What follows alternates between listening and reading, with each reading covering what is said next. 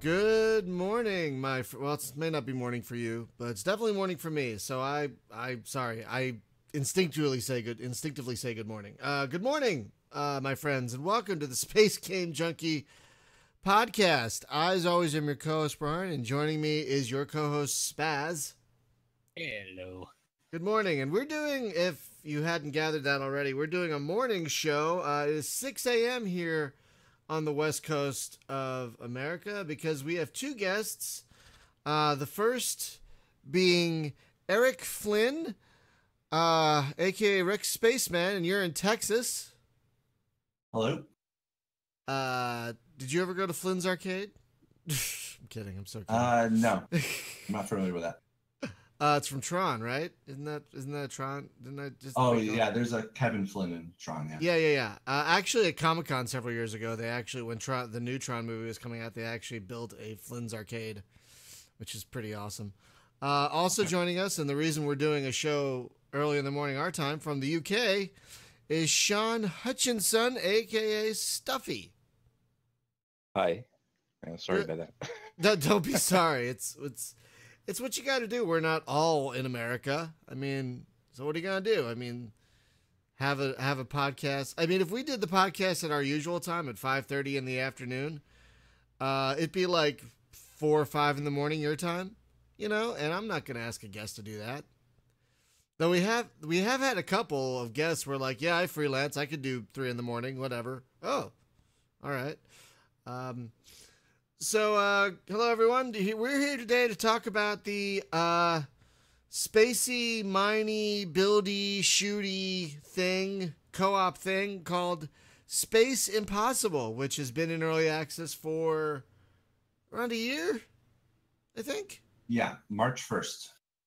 Of 2016? Yes. Oh, wow, yeah. So it's been about a year and a half, actually. Wow. Yes. But that is a healthy early access period because you don't want to.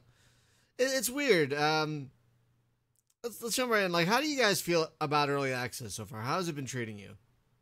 I always ask that question, but I'm insanely curious. It's been good overall. It was one of our early goals. We've been working on this since 2012 in some capacity, and so it's been a long road, but early access has been good. There's been a lot of that sort of, I don't want to say controversy, but the talk of how Greenlight worked and how early access is working and all this other stuff. But for us, it's been overall positive experience. Yeah, it really can be a double-edged sword. Like, if you do early access too early and then you don't finish your game, you know? Yeah. And in our case, one of the reasons why we did it when we did it is because the game is, for better or worse, is ambitious. And so we were at the point where we were, testing ourselves. We were getting our friends to do it, but it just got to the point where we needed other people to play the game. And Steam releasing it on Steam allowed us to do that. Yeah. Sorry. Go ahead.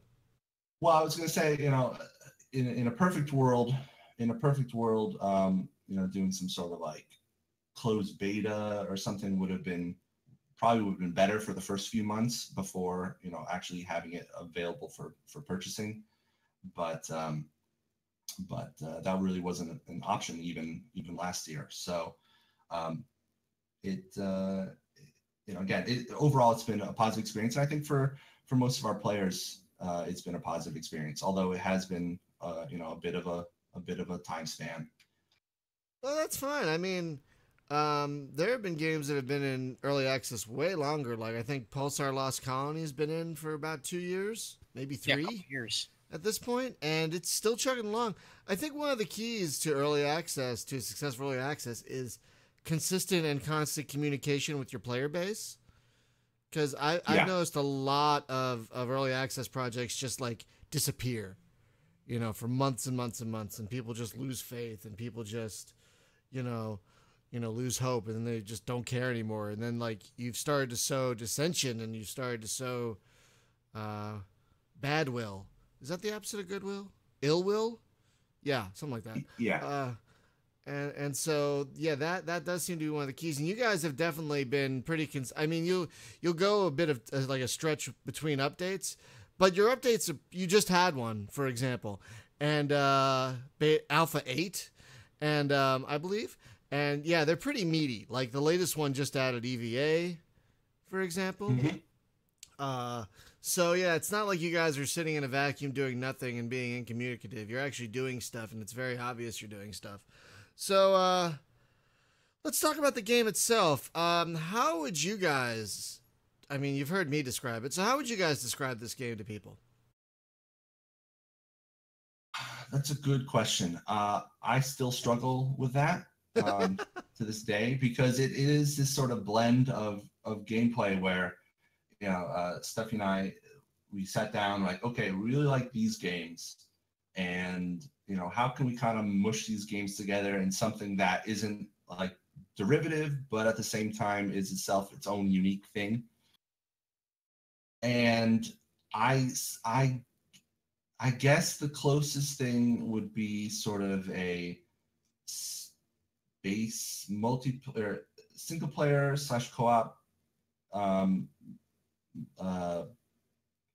little bit of action RPG mixed with exploration and mining. I mean, what do you really call like one of the big inspirations was Minecraft and Terraria, right? And I mean, still, what do you call those games today other than Minecraft and Terraria? Building something. Yeah, I mean, voxel, Minecraft, you know, voxel world exploration, sim, mining, digging thing. I don't know. But yeah, you know, the goal is to have, you know, combat, exploration, and like a trading game that allows players to control one ship, and where basically every tile matters. That's sort of how we build it, as a game where every tile matters and everything is made up of tiles. That is based on my time with it. Yeah, that sounds really accurate. I've spent just time flying around and mining. Now I gotta ask, I've dabbled with this game several times, and every time I have to be honest, I like fly around, I mine, and then I have no idea what to do after that. I'm a guy that needs missions. You know what I mean? That's just me. So is that like coming to the game, or is this going to be like completely an open, do what you want type of thing where the only goals are what you make? Well, first of all, you are not the only person to voice that or you know, have that. And please don't think it's a criticism. It's not. Oh, sure. I'm just wondering, you know. Yeah. No, I completely understand. I mean, you know, there's like two types of players, right? There's the players who want to be given sort of missions or guidelines, and then there's others who just want to do what they want to do. And you know, maybe we're naive, but we're trying to do both. Basically, to date, we've been working on getting the technical systems in place, but coming up very soon, we're going to start working on adding in systems and some of the initial sort of framework for missions, or just something to give players who want them objectives. Oh, good. Because always good to hear. Yeah, that's very good to hear, because that seems reasonable. Like, make sure the basic gameplay works, and then start adding content to it. That seems really quite reasonable. And right now, the systems are I gotta say, I've been having fun mining, and I've been having fun warping around. That's a good time. I've been enjoying warping around the solar system to different like asteroids and whatnot. Now there are like planets and stuff in the game as well. Are they going to offer a different experience than say an asteroid area, or is it just the same type of fly around mining thing, or like will planets have things you can interact with, like stations and whatnot? The short answer is yes. You will not be able. You won't be. There won't be any like landing or anything like that. But we're aiming for sort of different. The contextual or the sort of the description of if this was another game, like biomes, basically where depending on where it is in the what type of planet it is, where the planet where its orbit is around the star and what system it is, and so on, and what faction controls that system, you'll see different stuff. So not all planets will have stations in orbit or whatever, but you might find like a research station which has advanced crafting or has certain materials that you might want to either acquire through missions or just steal or that type of thing.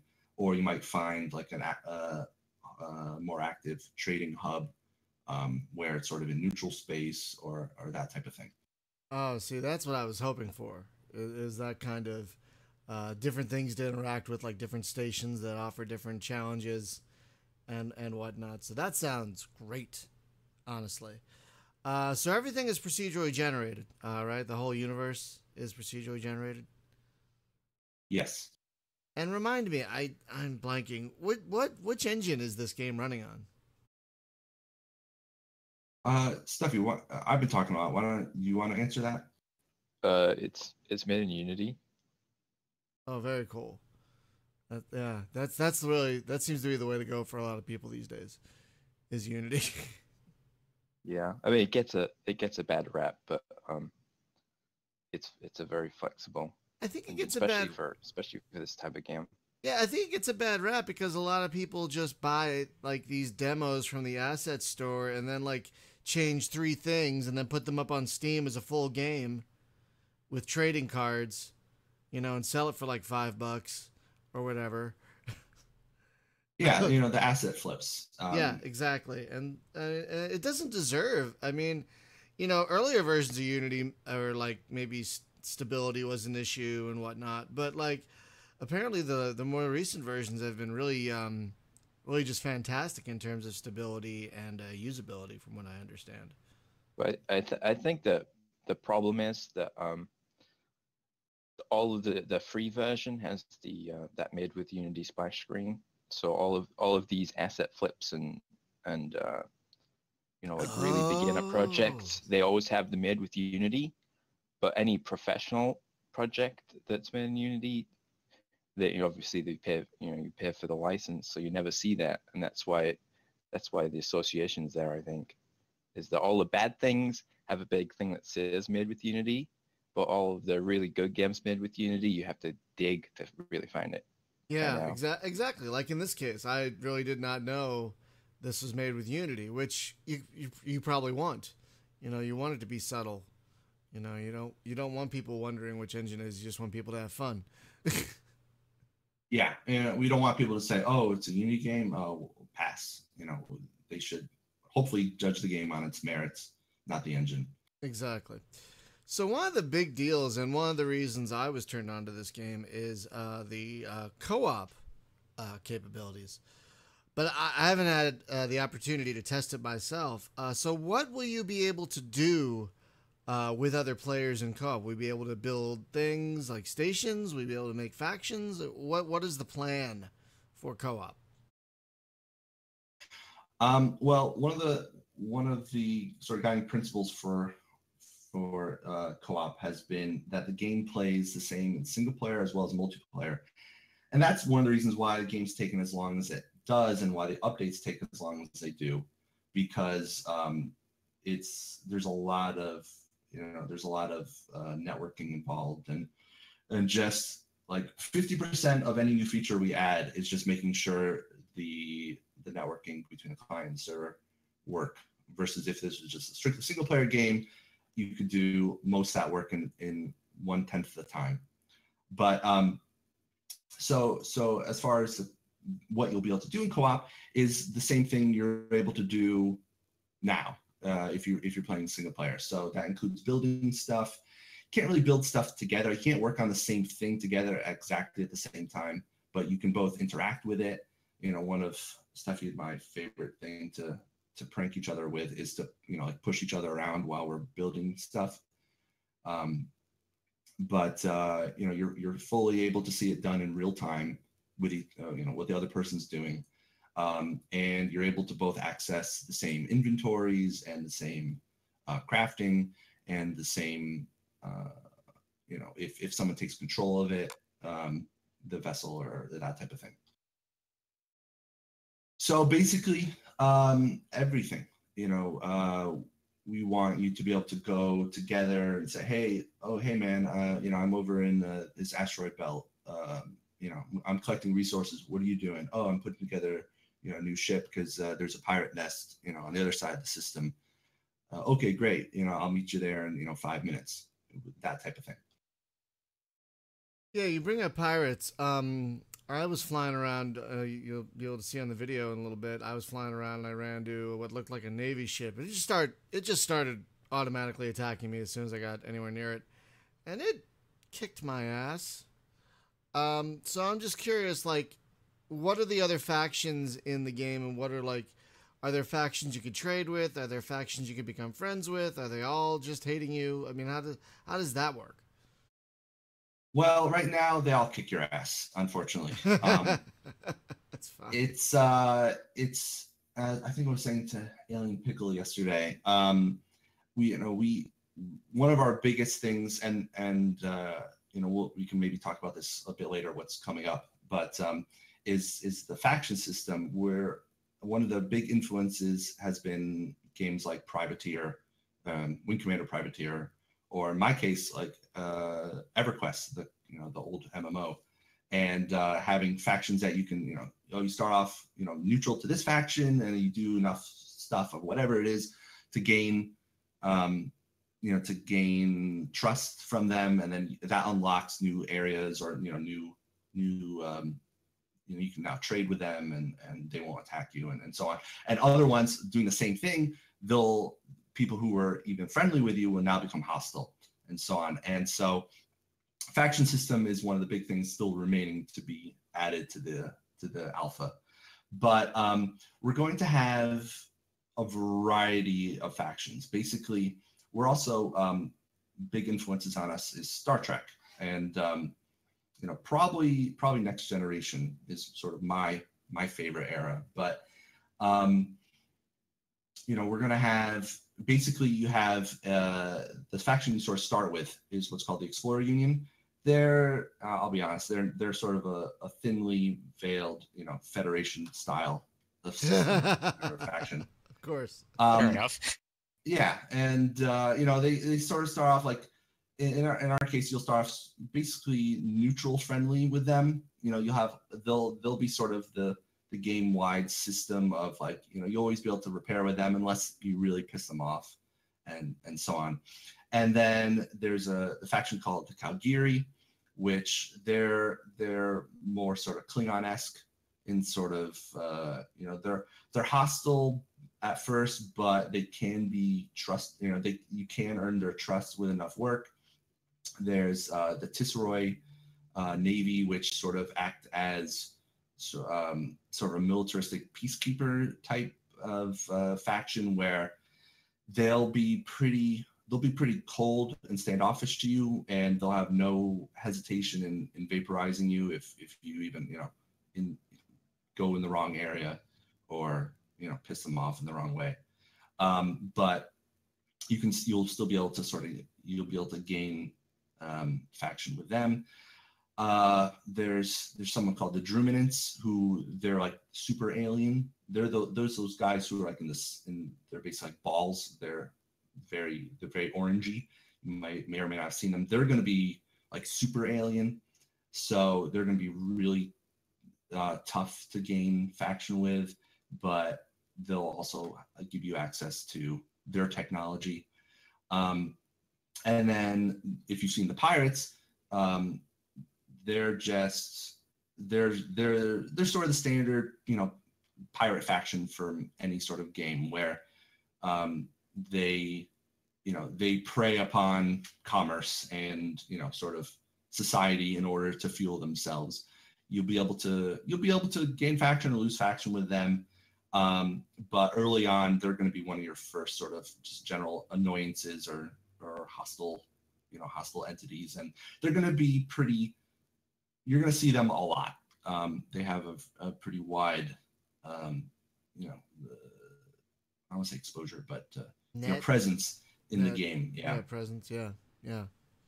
And then finally, from just from a technical standpoint, there's what's called Lawless, the Lawless faction, which represents this sort of anarchy, of deep space, where people, regardless of what type of ship they're flying in, they still might just, no one else is around. They're going to try to kill you and steal your cargo, and they just represent sort of, again, anarchy.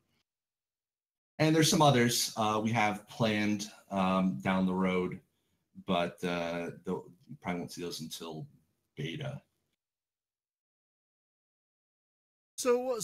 Fair enough. Yeah, no, that's a really great variety and an extensive list. So when you say beta, like, what is your plan for all that? Like, you've been in early access for already a year and a half. Like, how close are you, say, to beta, and how long do you expect that phase to last before finally going 1.0?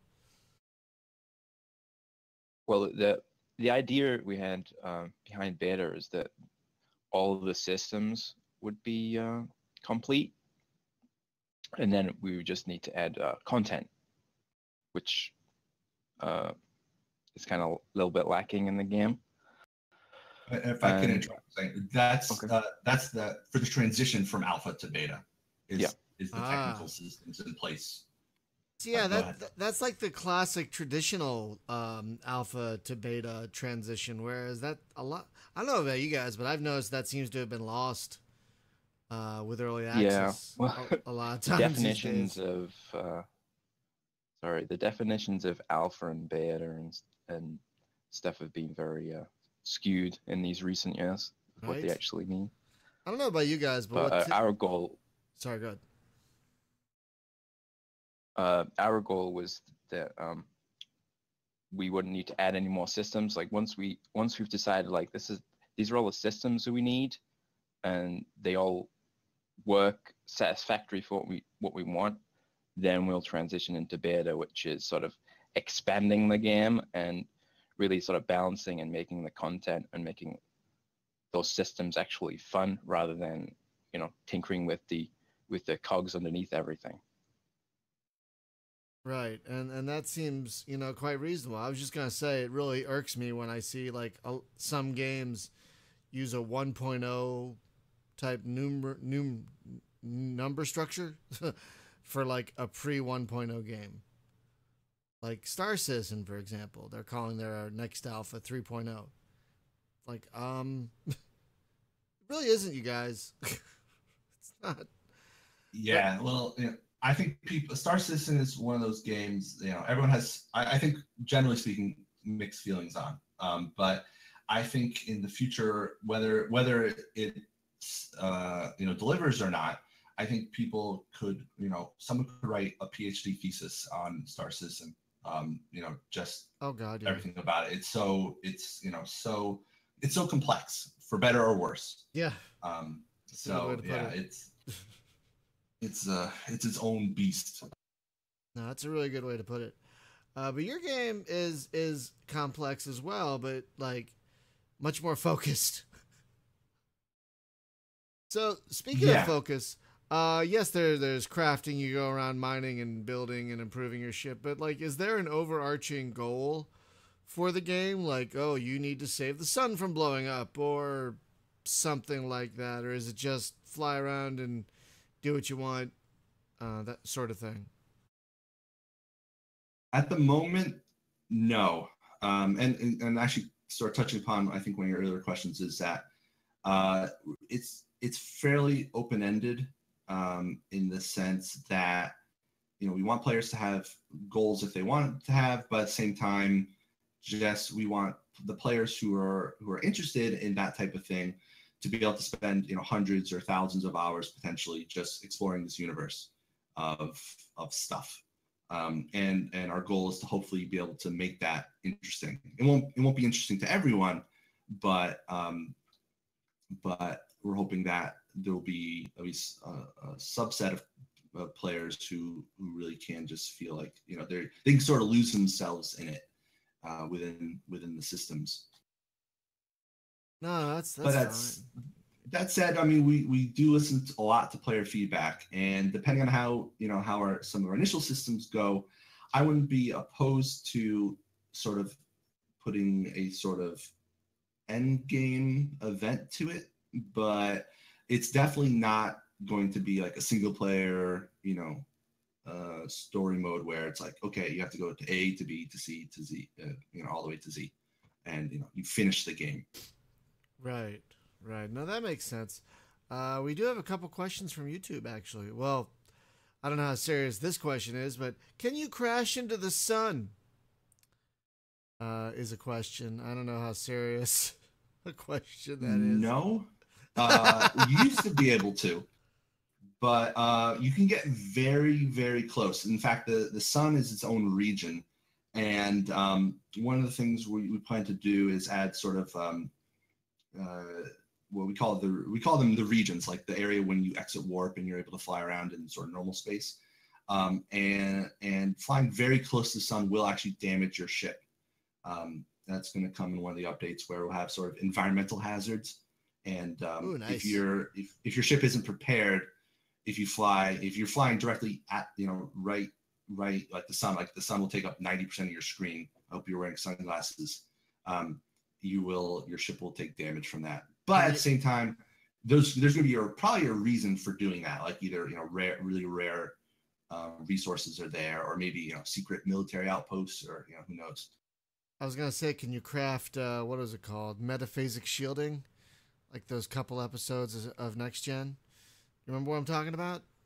Yes, the Pegasus. No. That was the phasing cloak.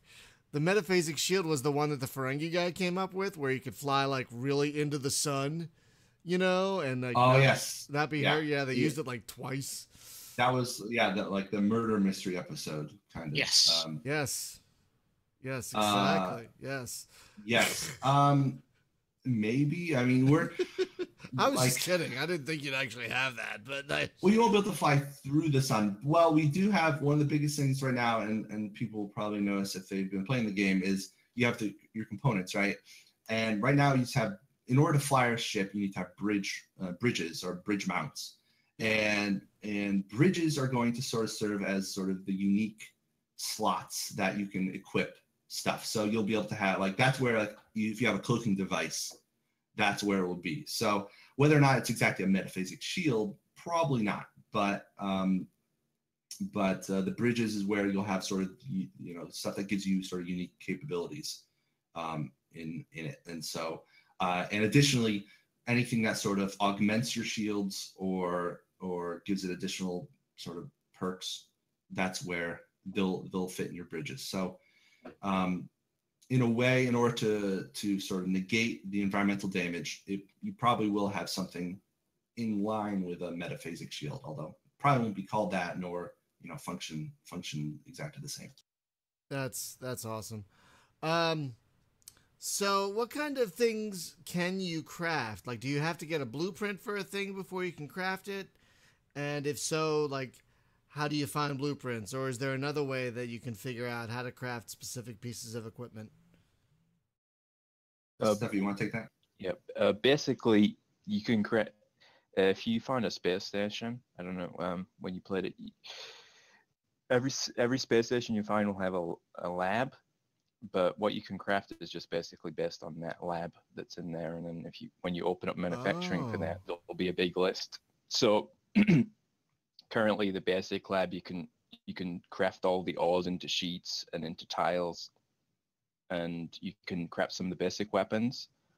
But then to craft like more advanced weapons, you need to craft different labs. So I think currently in the game there's a weapons lab you need to craft. So then you'd have to find the specific resources for that, and then you need to craft that, and then you need to actually place that lab on a space station.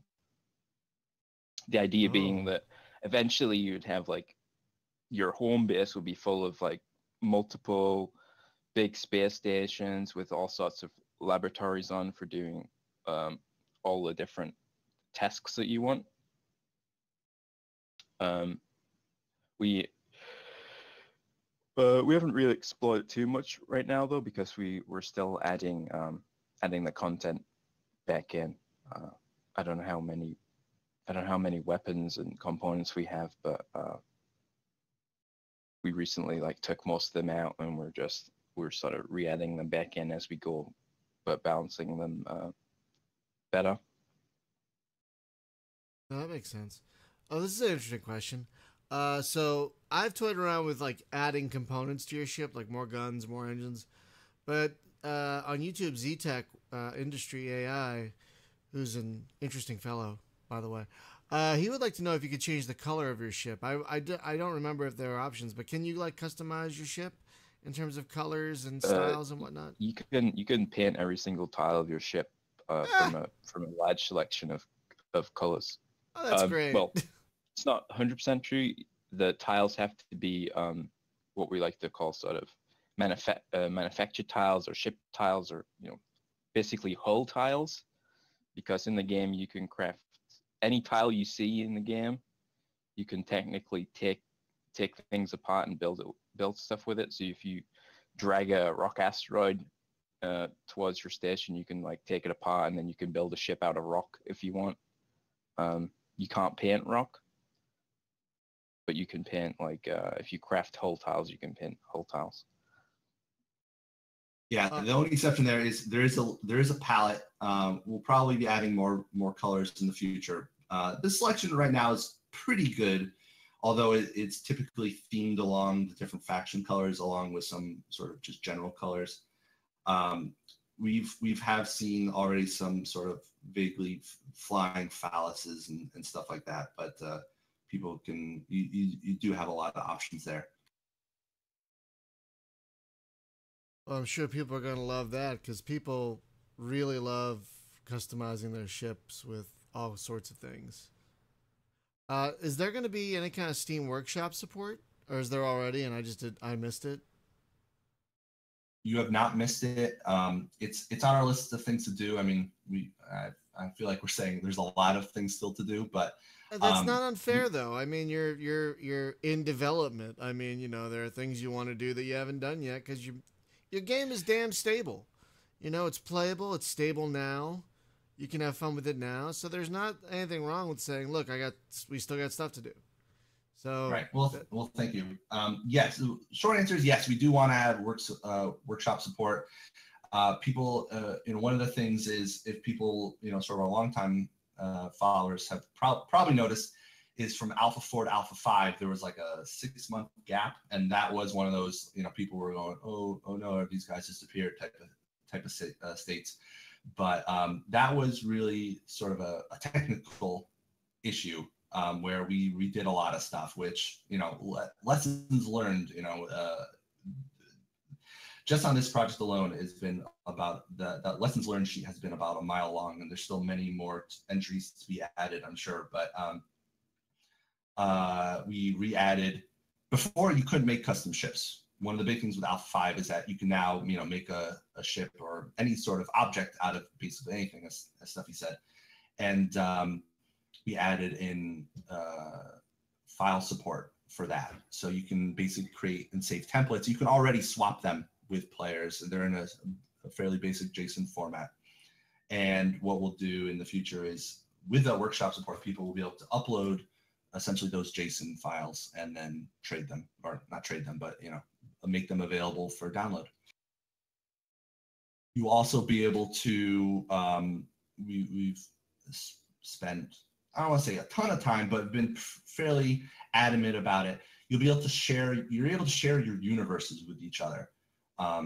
So if you could, in theory, for instance, recreate your favorite sci-fi universe, whatever it might be, and then use that as like a template right now, as soon as you load it, you modify it. But what you'll be able to do, sort of the next step of that is you'll be able to create sort of template universes from that, and then create a new game instance or sort of universe instance from that sort of universe template, and then play from there. So you'll be able to, we were hoping players are able to, the ones who want to, are able to craft their own universes and share that as well in the workshop. Oh, that sounds pretty awesome. Now, say you're someone like me who doesn't like building ships because I do not have the patience anymore. Will there be like maybe a few not as powerful but pre-rendered templates like someone could use to upgrade their ship at all? Sort of, I guess is the best answer to that. Yeah, one of the things actually we were doing, on Mondays we always do our weekly call to sort of, we try to keep it to an hour, but it rarely lasts an hour. It's usually too much longer than that. But we were going over, and Stuffy's been working on a shipwreck generator, which it's a little bit of a tangent to your question, but you'll be able to find, coming pretty soon, you'll be able to find various ships in various states of usability. And most of the time they're going to be pretty, smashed to pieces. But you'll occasionally stumble across ships that, with a little bit of work, maybe you just have to, drag it back and add a bridge or, add an engine or two. You'll be able to reuse it with minimum effort. And then additionally, there's always it's something I've been sort of internally, I don't want to say struggling with, but deciding on how much of sort of pre-baked ships you'll be able to have access to. One of the simplest things to do though right now is figure out where the bridge is on an AI ship, because they're attacking you anyway, so there's no harm in killing them. Destroy their bridge or bridges, and then if you drag their ship back to somewhere where there's an assembler, like a shipyard, you'll then be able to, again, add a bridge and do any repairs. And with minimum effort, you'll be able to fly their whole ship. Nice. Now, how do you go about capturing ships? Because you guys did just add EVA support. So how do you go about, like, is there like combat once you get on a ship? Like, how does that work exactly? Well, the EVA suit is basically an answer to several problems. Was how do you move between ships? You will never add in sort of like other games like FTL and some of these other games have sort of like interior and crew sort of thing. Right. We're not going to do that. The focus of the game is still sort of on a ship level. But the EVA suit allows you to move between ships. Also allows you to build new vessels and whatever objects from scratch while in space at a shipyard. And allows you to make repairs, because actually at the moment the only way to repair a damaged tile is with the repair beam on the suit. So and the other thing we have sort of kept in the wings is similar to the shipwrecks, you'll occasionally find ships that have been abandoned for some reason, but they're otherwise functional, but they'll be sort of locked. And so the EVA suit will essentially allow you to sort of hack them via some process, which we haven't quite decided on yet, but it'll take like maybe a minute or so, and then, or more depending on a few factors. And then you'll be able to basically break into the ship and claim it as your own. And that will the only way to do that will be via the suit. So you'll be, the idea being you'll be very vulnerable while in the suit, but it could very much be to your benefit to steal people's ships. Oh, that's pretty awesome. Now, so it sounds like you can be controlling multiple ships at the same time? You'll be able to own multiple ships at the same time, but you will only be able to ever control one ship at a time. So what happens to the other ships that you own? They just sit there wherever you last left them. Oh, okay, you can't give them like AI orders, like go mine these asteroids, like anything basic like that. No. That's fair. You will be able to. It's been requested, and we've flirted with it, and this is not a promise to anyone listening, but we're strongly considering like a hangar feature where you're able to like dock like especially like smaller ships inside of a larger ship, so you can sort of travel with it without having to tractor beam it, and something of that nature. But the problem with AI is it's extremely difficult to do well, and so we already have our AI, and AI is one of the biggest lagging things because we need to have the framework and the systems in place, because the AI basically is like a really simplistic player in terms of they need these systems as well in many cases to interact with at the code level. So and so we feel we wouldn't be able to do it justice, and it would be a bad use of resources to try to let the AI do too much. Like if you say, go mine some stuff and come back and or follow me around and protect me and that type of thing. We just the game has fully.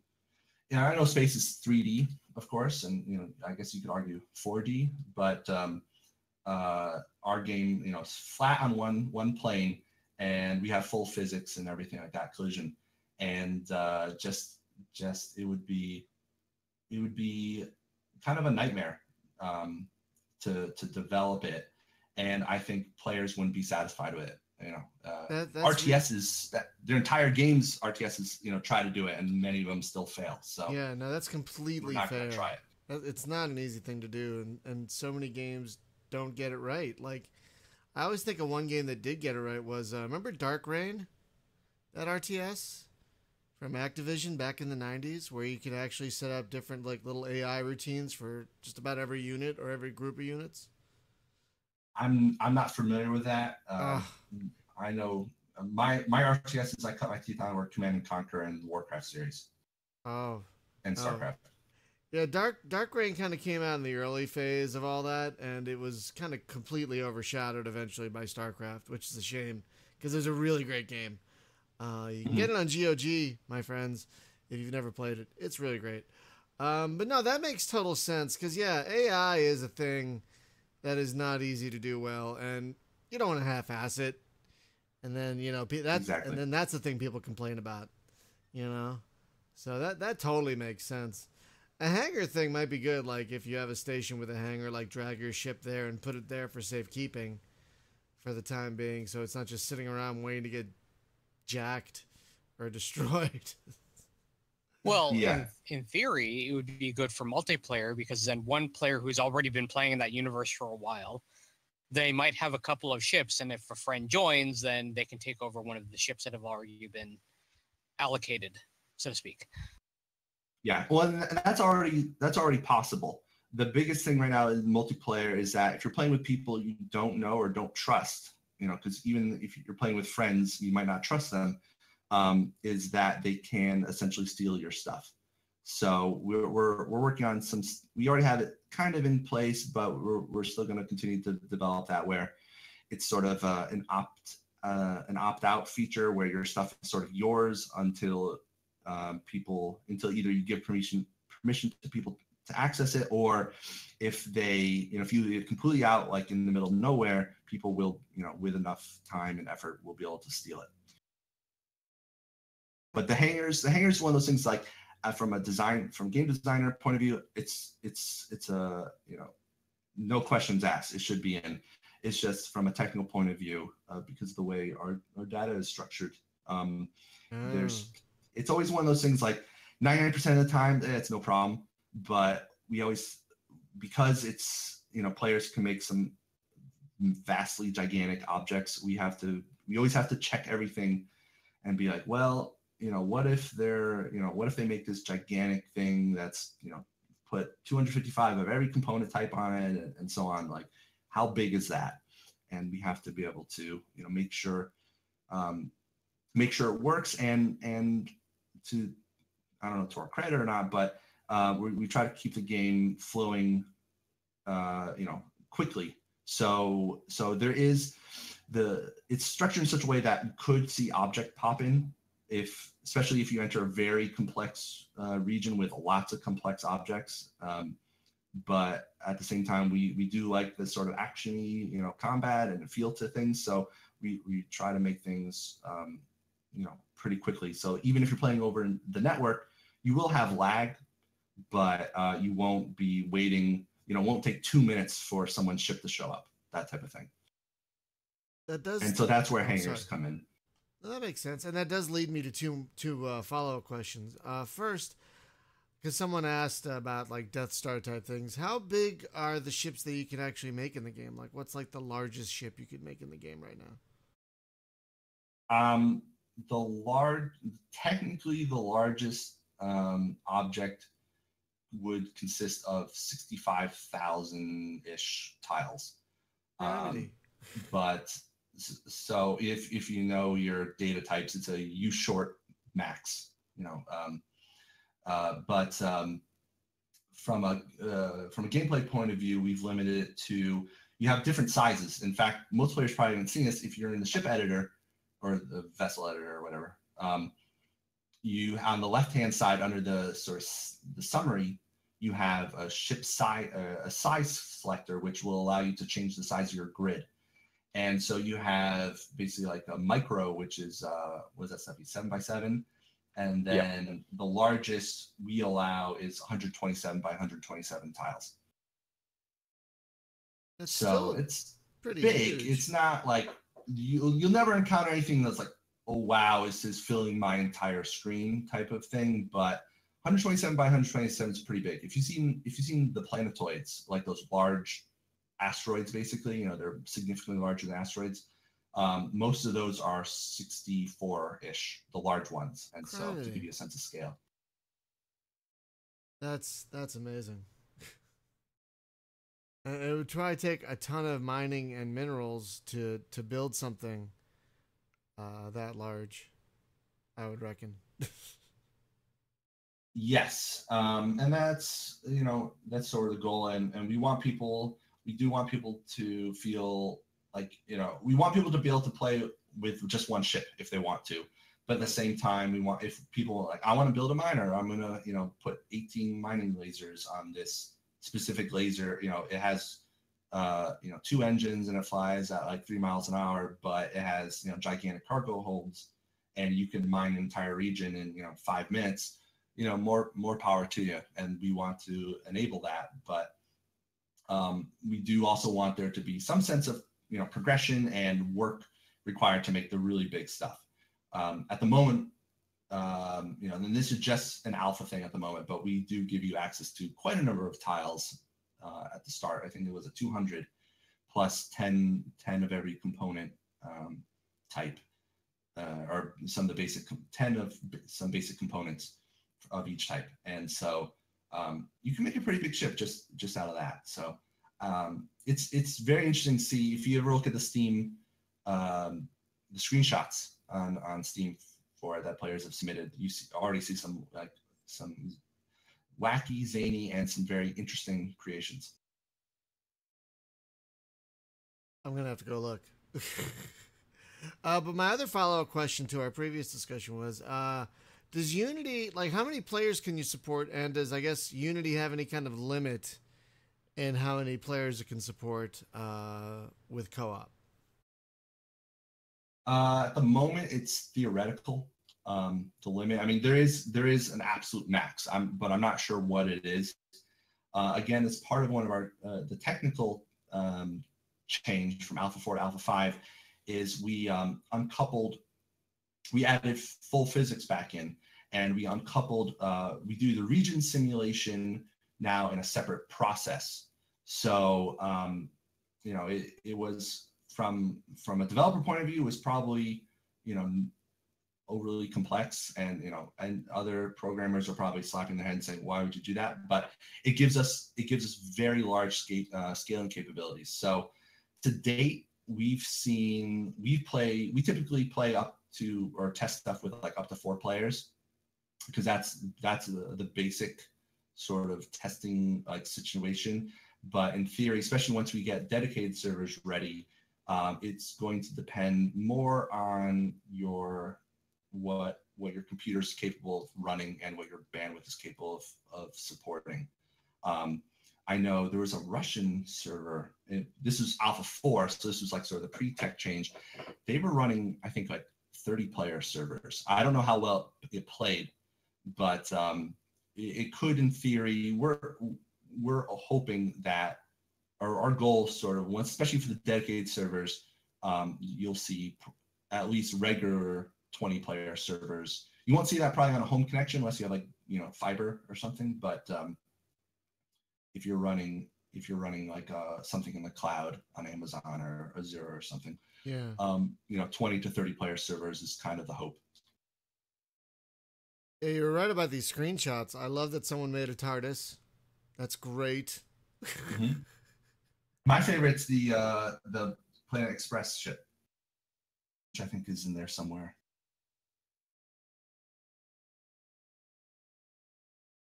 I think I did see that one. Yeah, and there's a lot of Enterprise-looking things, and there was a ship that looked like it was in Star Control. So yeah, it's a good variety of stuff people have been making. We do have a question from Marcus in YouTube. Is it possible to have more info on the lasers (parentheses weapons) in the future? I'm not entirely sure what that means. Maybe more in-depth tooltips or stats or something. I'm not entirely sure what that. Do you know what that means? Do you know what he's talking about? I could guess. Okay. And he's probably talking about stats in the tooltips. One of and Stuffy's our UI expert here, but from sort of a design point of view, it's we don't want. We have, the game runs obviously on numbers, right? Behind the scenes, there's a lot of numbers. In fact, so many numbers, my eyes glaze over a lot of times, so I'm looking at them. But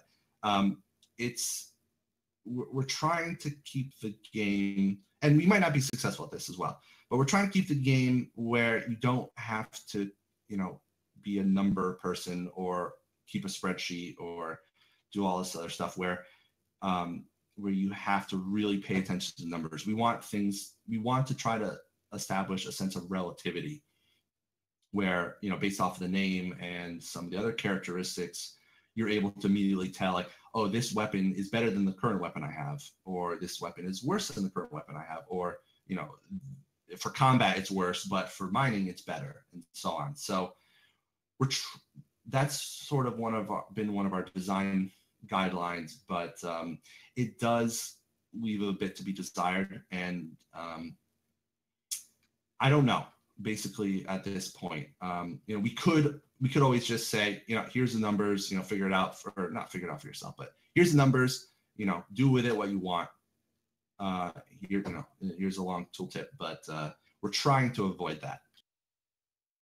So to answer Marcus, I don't know if we're going to ever do that. We're trying not to, though, if we can get away with it.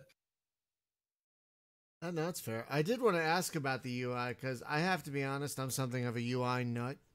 I'm very, very critical of of a game's UI, and you guys have a very clean, focused, usable UI, which I just have to give you guys props on. It's very. I'm like I said, I'm not big into these crafting games typically, and so even someone like me can figure out what the hell to do. That's pretty great. So I definitely wanted to give you props on that. Like, how many iterations has the UI gone through in the game's lifetime? Not too many. We did a massive change between Alpha 4 and Alpha 5, where we originally had a very sort of panelized UI, like a lot of these crafting games, like like Minecraft and stuff, where you open up and you get like a big panel in the center of your screen. But what we found playing it, and the reason we've switched it to this sort of like everything sort of attached to the sides is that when you're messing around, like trying to figure out crafting or your ship, you know, some other jet comes flying in and like blows you up, and you never notice that. So we did the change where we pushed everything to the side, and that's kind of been our new focus, is that at all times you should be able to see your ship and what's happening with it. Right. And that's why we moved sort of like your component editing is now like sort of right on top of your ship in the game scene. Right. So nothing should get anywhere, because I've been frustrated by other games in the past where like I'm sitting, you know, you're sitting in the crafting UI or something, and you start taking damage and you start panicking because you don't know what's going on, and you've got this panel covering your screen. Oh God, yeah, no, I've been there, and that is so frustrating. Like, you have no situational awareness. Yeah, exactly. Wait, who's shooting me? Damn! Exit! Damn it! Yeah, and again, all credit to Stuffy. But to explicitly answer your question, I think we've been through 4 iterations from the very first prototype. So not many. We've been pretty lucky in getting it. I don't want to say getting it right, but getting it pretty close to what we want early on. And again, all credit to Stuffy there. Yeah, because it's a really solid, usable UI. So it sounded like the biggest change was what, Alpha 4 to Alpha 5? Because you guys have brought that up many times as to like making huge changes to the game. And you guys just had Alpha 8, which added EVA and a bunch of other stuff. So what are like the next plans for Alpha before getting into beta? Like, what are the next big additions you guys want to do before you get to beta? Well, and we were actually talking about this before we started here, and going back to what we said earlier about, you know, Alpha is all about getting the systems right, the technical systems. One of the big things we still need from like a game-wide system is the faction system. There's, you know, very minimalist bare bones in there right now. Again, everyone hates you, and there's nothing you can do about it. Is putting in a system where per player we're able to track and modify and make the world interactable based on your faction and what your actions do to affect that faction. So essentially a faction system. That's the big thing. And then there's also, as I mentioned, bridge components, getting those in and getting some of the basic types in. For that, there's environmental damage and doing that type of stuff. There's smaller stuff like ship repair. Like, you know, one of the big complaints right now is if you take a bunch of tile damage, well, EVA fixes that. You can repair the outermost tiles, but any other tiles you have to remove and then place back in on your vessel. But some way of doing repair on you know, basically any tile in that, and that's more of just sort of a gameplay thing than a technical system. Trading as well. We had trading in at one point, and it kind of stunk. It was boring. It was very static, and so that's going to be based off of the faction system as well, where, you know, again, what you do will affect who will and who won't trade with you, or, you know, nothing else, prices and that type of stuff. And what we're working on right now, Alpha 9, we're starting our 3rd week on Alpha 9 development.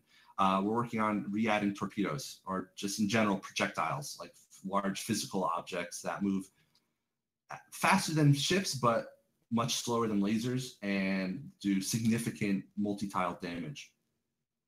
That's something I'm actively working on. Stuffy's been working on the shipwreck system, which has been great. Unfortunately, at the moment, it's actually crashing our game, so we have to still do a lot of work on it. That does sound great. I'm excited about that one. Absolutely dynamic shipwrecks. Yeah, that gives exploration a little more meaning than just finding new asteroids, which I'm always a huge fan of exploration, so I love that idea. I have to be honest.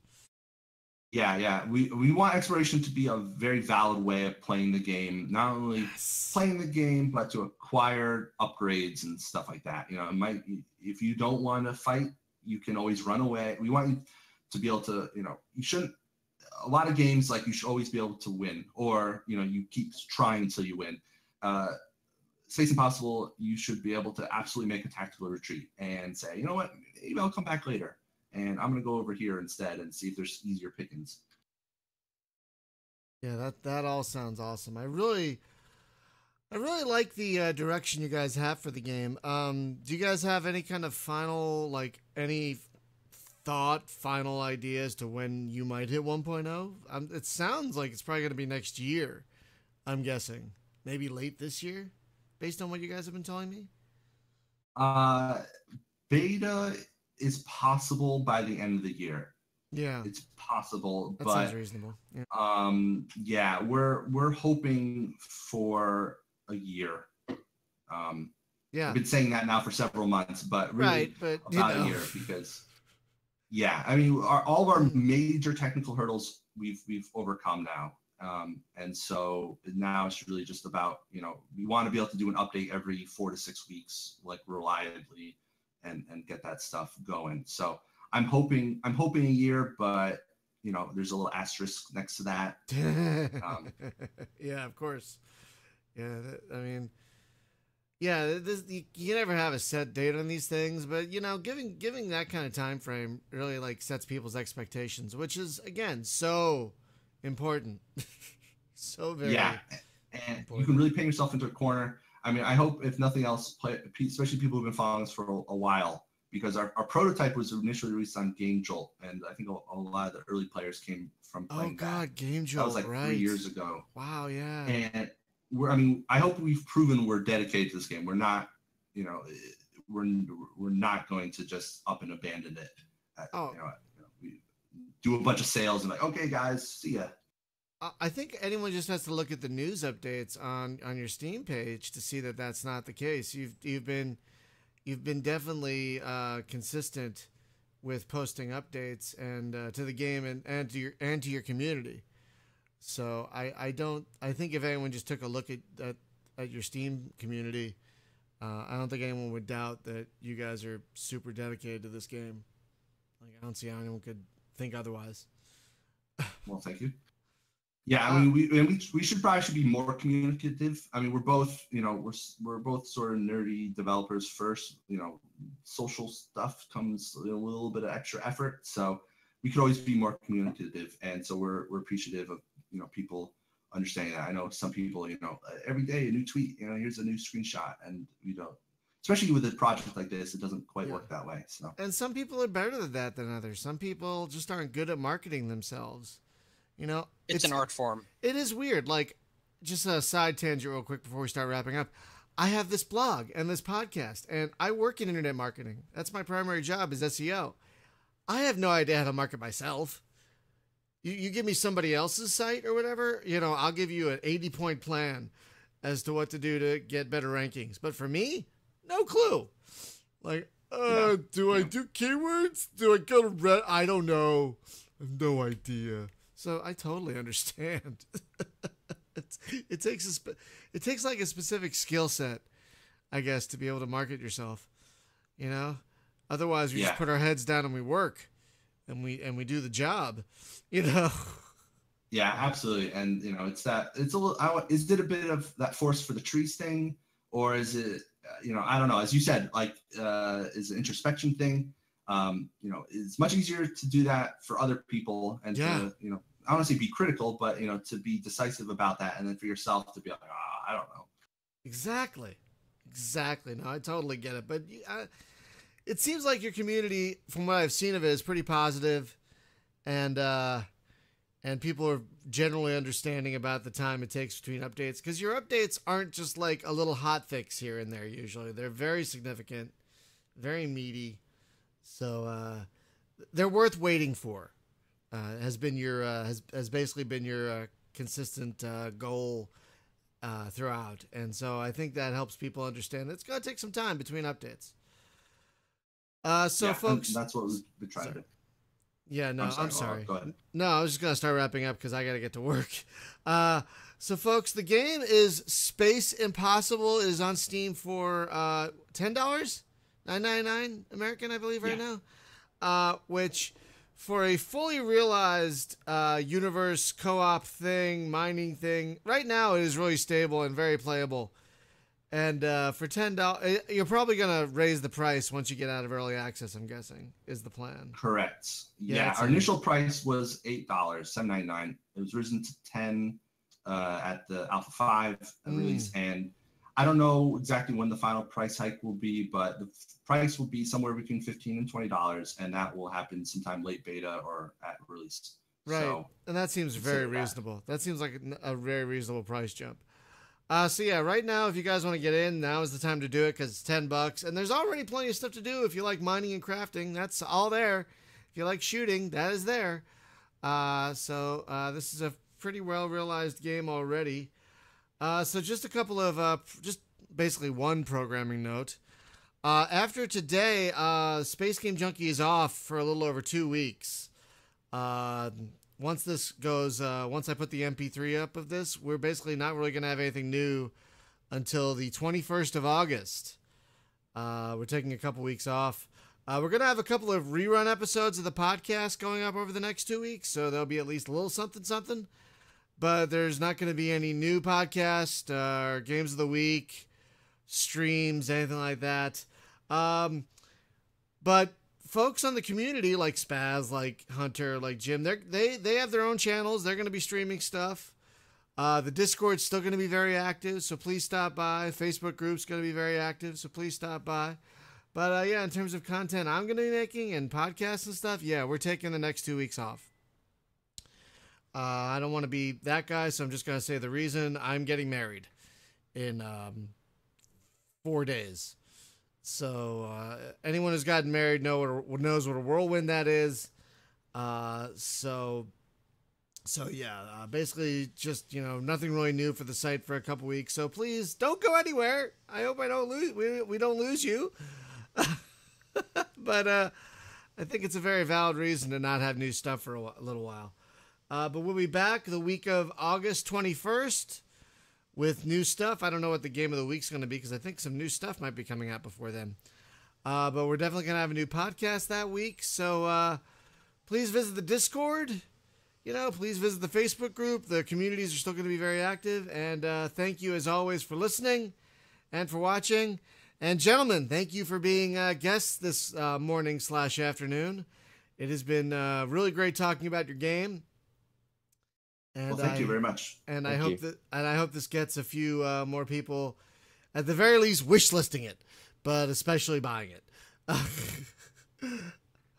Definitely hopes this gets you some more sales. And Spaz, thank you as always for joining me in the morning. It's nice to not be the only one now that does these early morning shows. So hey, we can both be zombies together. That's right. I need so much more caffeine right now. So folks, thank you for watching and listening, and we will see you in a couple of weeks. Have a great one. Bye-bye.